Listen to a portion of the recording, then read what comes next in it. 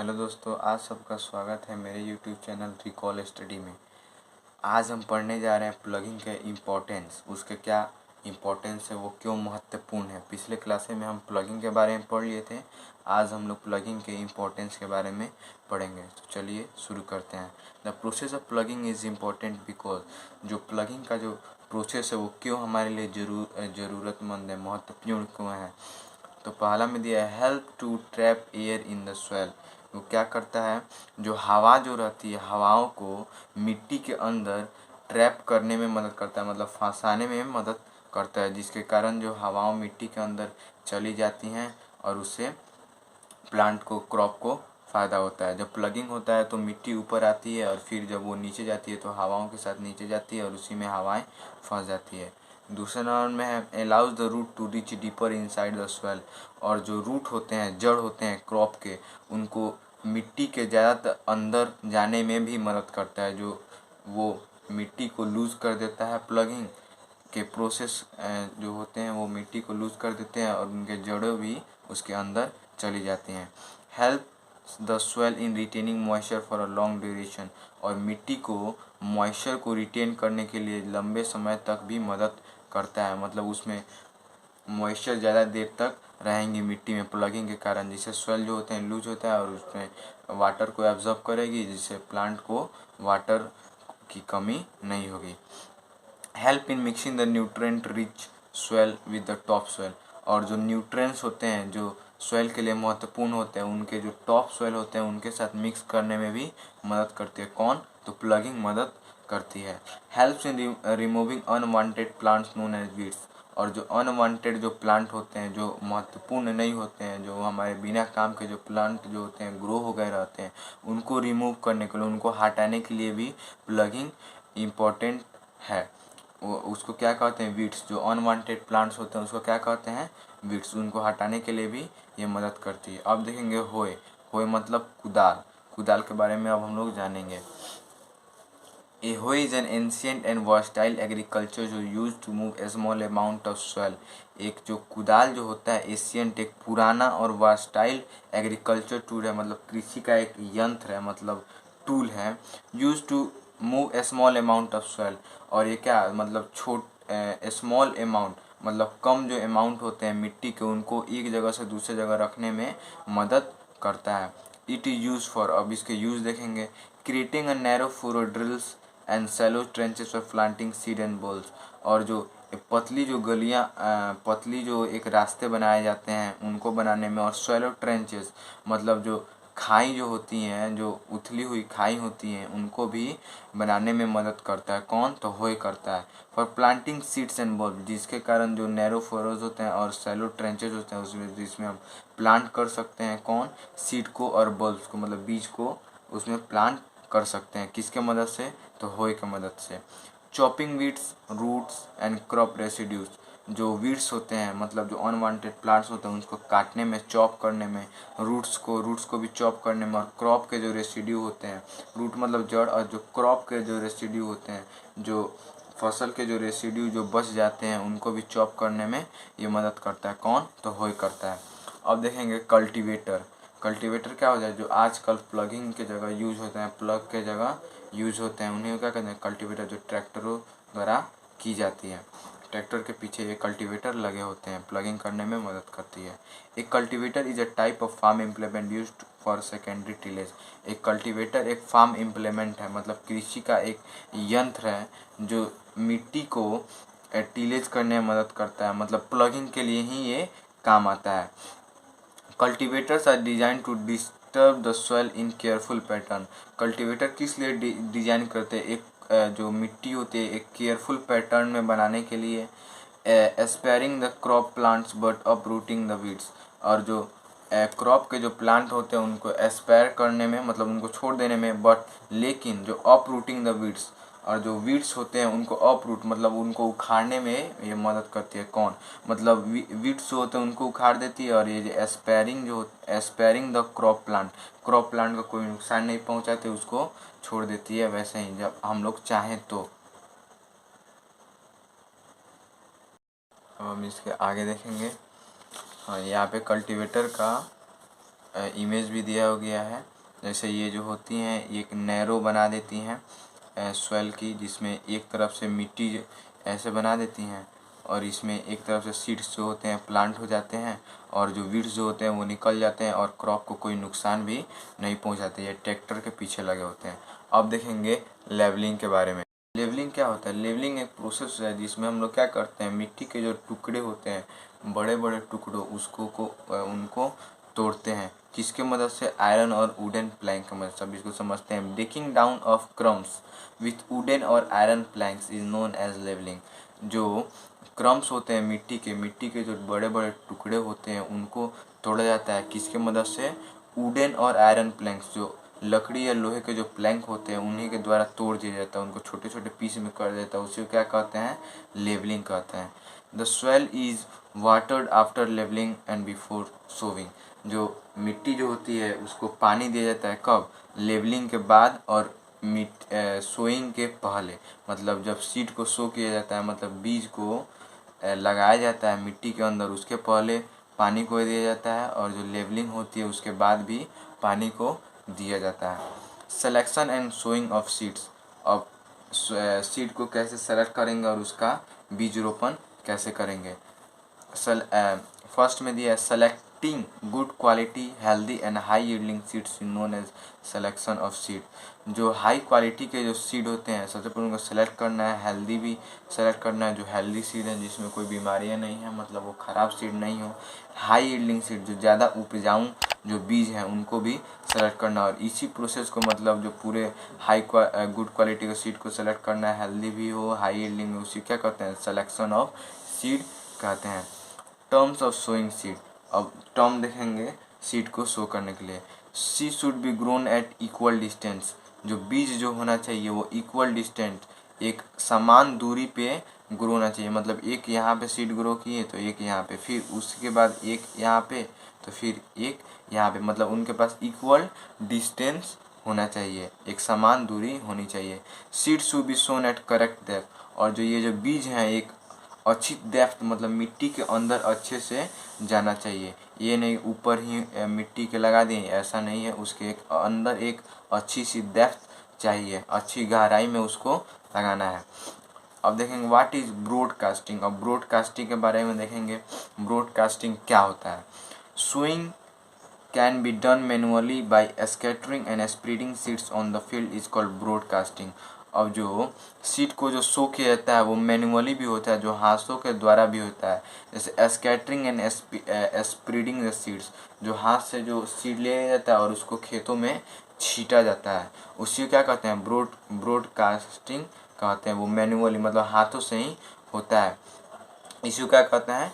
Broadcasting कहते हैं। अब इसके आगे हम लोग देखेंगे।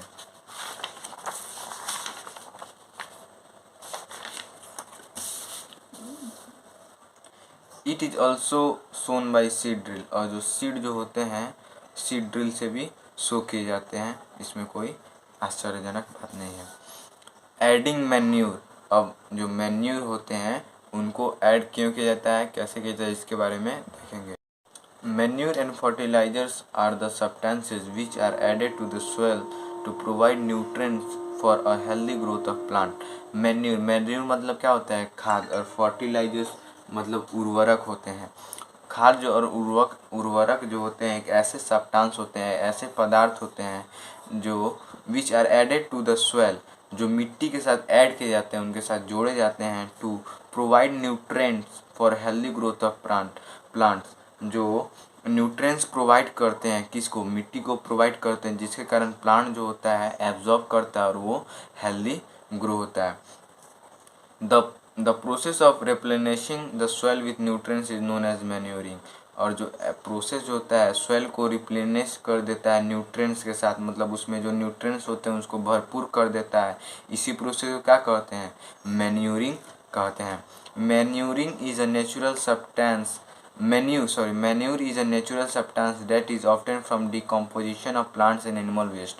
Manure क्या है? एक नेचुरल सब्सटेंस है, मतलब प्रकृति द्वारा एक सब्सटेंस है, that is obtained from decomposition of plants and animal. वो क्या चीज़ से ऑब्टेन हो रहा था, क्या चीज़ से पाया गया था, decomposition of plants and animal waste. जो प्लांट जो पौधे होते हैं और जो एनिमल जो जानवर के जो वेस्ट होते हैं उन्हीं के डिकम्पोजिशन से, मतलब जो जब वो सड़ते हैं गलते हैं तब हमें क्या प्राप्त होता है, मैन्यूर प्राप्त होता है और ये प्राकृतिक सब्सटेंस होता है। Fertilisers are artificial substances that are prepared from chemicals. Fertilisers जो होते हैं आर्टिफिशियल सब्सटेंस हैं जो मैन मेड हैं, वो क्या चीज़ से प्रिपेयर होते हैं, केमिकल से। ये नेचुरल नहीं होते हैं, पर मैन्यूर जो होते हैं नेचुरल होते हैं। एग्जाम्पल, फर्टिलाइजर्स के एग्जाम्पल है यूरिया, यूरिया एक एग्जाम्पल हो गया, पोटास एक एग्जाम्पल हो गया, और फॉस्फेट जो हो गया ये एक फर्टिलाइजर्स का एग्जाम्पल हो गया। फिर से एक बार दोहराते हैं, manure and fertiliser substance which are added to the soil to provide nutrients for a healthy growth of plant. Manure और जो फर्टिलाइजर्स होते हैं एक ऐसे सब्सटेंस होते हैं जो मिट्टी के साथ ऐड किए जाते हैं उनको एक प्रॉपर मतलब न्यूट्रिएंट्स देने के लिए, जिसके कारण प्लांट्स का हेल्दी ग्रोथ हो। और the process of replenishing soil with nutrients is known as manuring. और जो मिट्टी के साथ जो उसके न्यूट्रिएंट्स को भरपूर की जाती है मिट्टी को, उसको क्या कहते हैं, मैन्यूरिंग कहते हैं। अब देखेंगे differences between fertilisers and manure.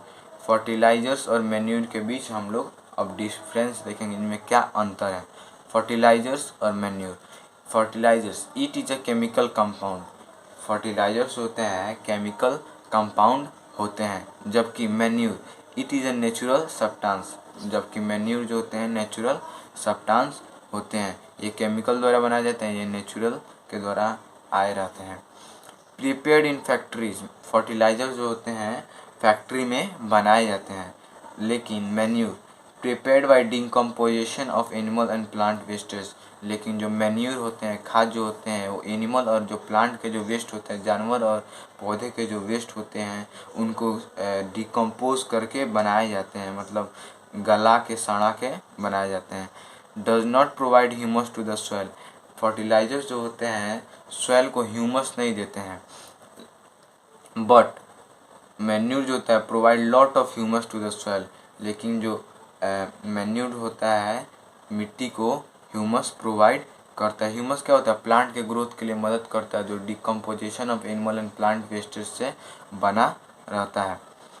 अब फर्टिलाइजर्स में rich in plant nutrients. Fertilisers जो होता है प्लांट के लिए जो न्यूट्रिएंट्स जो ज़रूरी है उसमें ये रिच रहता है, मतलब अच्छे तरह से इसमें भरपूर रहता है। लेकिन लेस इन प्लांट न्यूट्रिएंट्स। जो मैन्यूर होता है प्लांट के जो न्यूट्रिएंट्स जरूरी है उसमें लेस रहता है, कम रहता है, as compare to fertilisers. Fertilisers के कंपेयर में मैन्यूर जो रहता है कम न्यूट्रिएंट्स देता है प्लांट्स को। When two or more crops grown on field alternately is known as crop rotation। जब दो या दो से अधिक जो क्रॉप होते हैं, फसल रहते हैं, एक बाई एक जब ग्रो किए जाते हैं अल्टरनेट, उनको क्या कहते हैं, क्रॉप रोटेशन। जैसे अभी राइस किए तो उसके बाद गेहूँ, उसके बाद दाल, उसके बाद ईख, जिसके कारण जो सॉइल की जो फर्टिलिटी रहती है वो एक समान रहती है, उससे कम नहीं होता है। जैसे केवल हम लोग दाल अगर ग्रो करेंगे तो उसमें प्रोटीन की कमी हो जाएगी, जिसके कारण जो होता है सॉइल अनफर्टाइल हो जाएगा, बैरन हो जाएगा।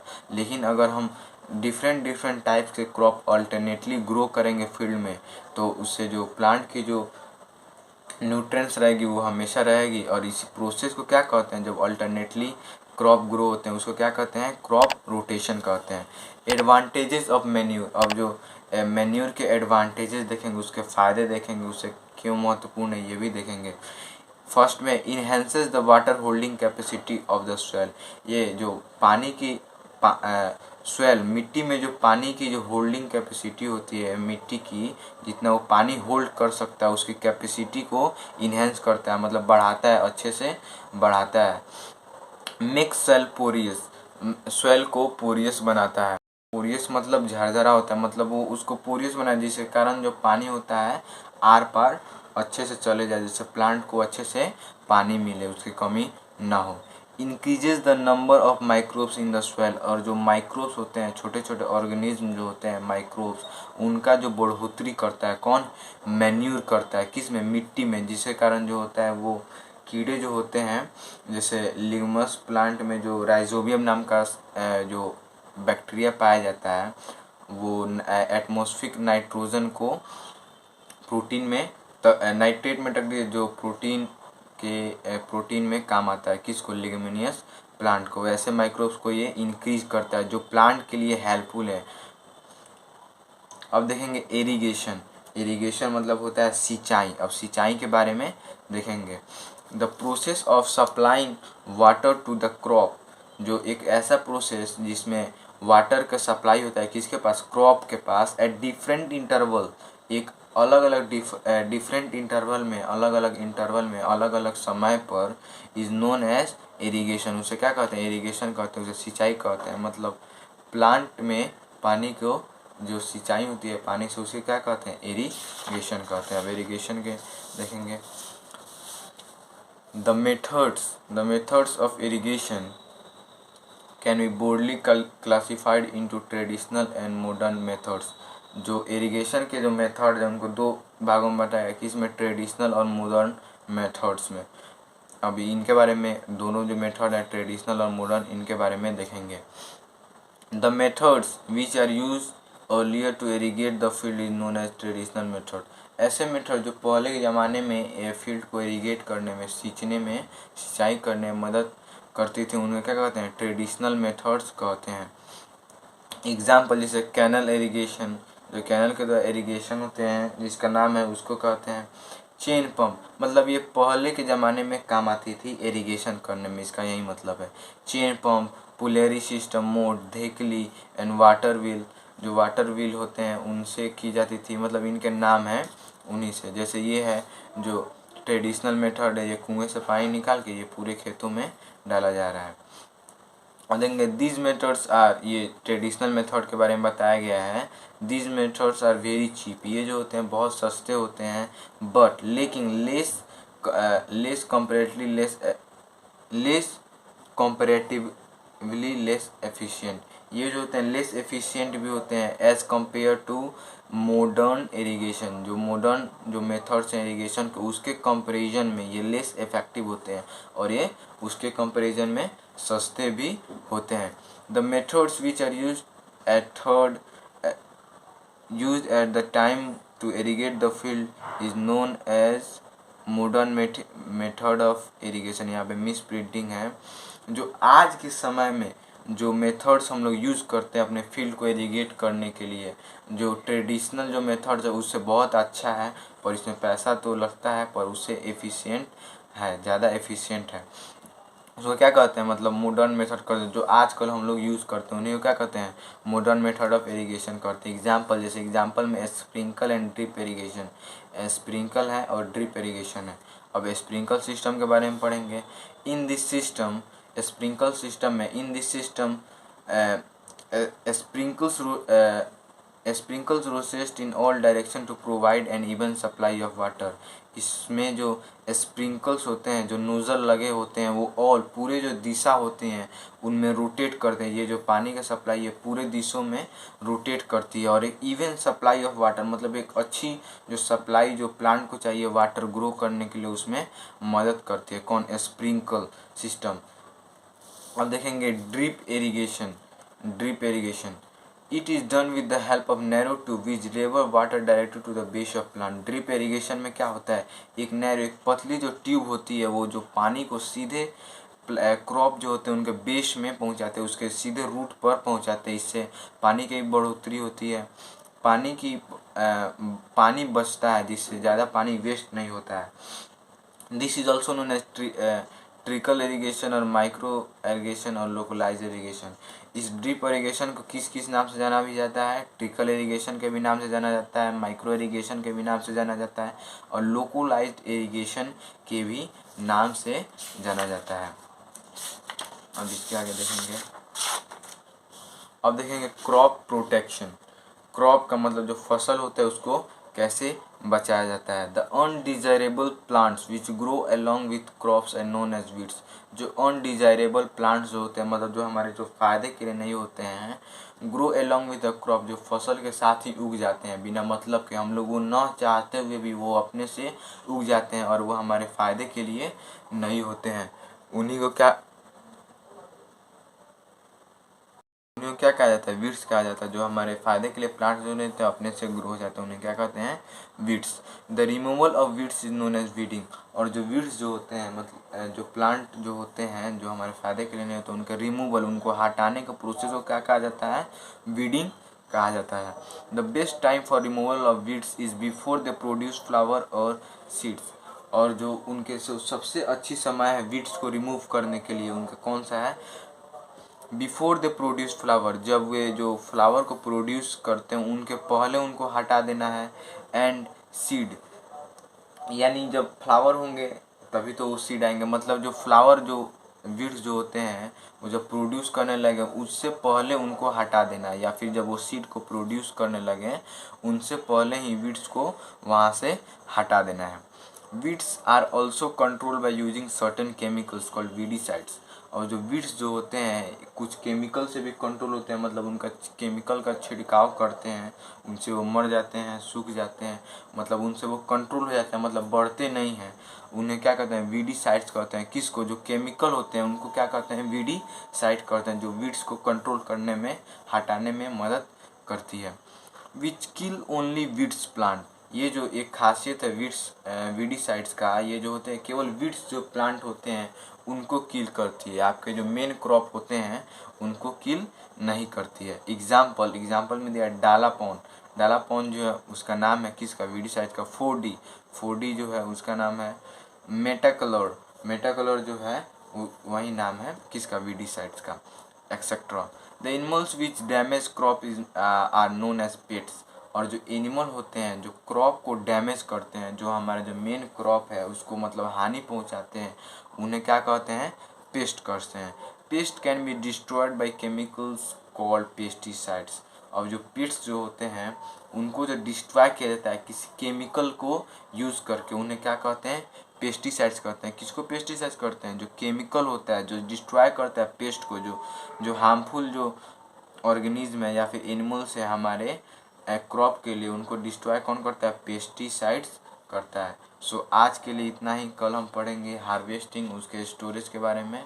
सो अगर आपको इसके पहले वाला वीडियो चाहिए तो उसका लिंक डिस्क्रिप्शन में दिया हुआ है। अगर वीडियो अच्छी लगे तो लाइक कीजिएगा, सब्सक्राइब कीजिएगा और शेयर कीजिएगा। Thank you.